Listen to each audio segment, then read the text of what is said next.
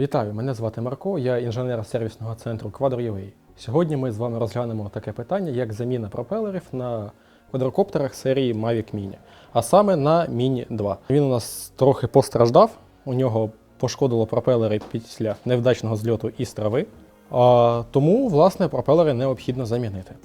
Основною проблемою цього процесу для більшості користувачів є те, що більшість не знає про те, що пропелери на квадрокоптері відрізняються. А саме є дві пари, які обертаються за годинниковою стрілкою, і дві пари, які обертаються проти неї.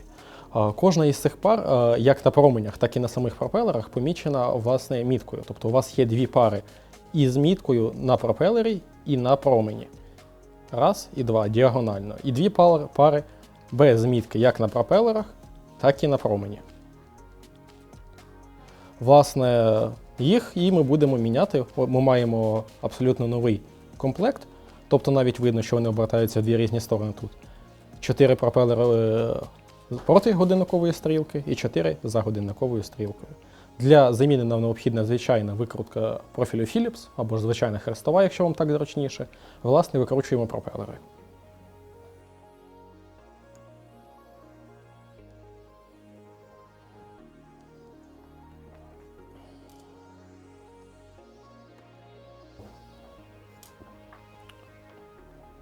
Тобто, ще раз, пропелери із міткою встановлюємо на промені також із міткою.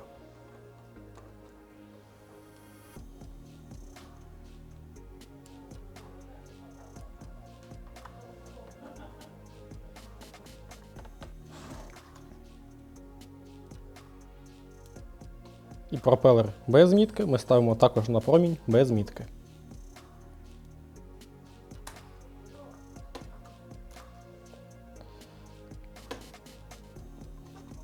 На цьому, власне, все. Процес доволі таки неважкий. Основне пам'ятати, де які пропелери мають бути встановлені, і не переплутати їх. Бажаю вам успіху і гарних кадрів.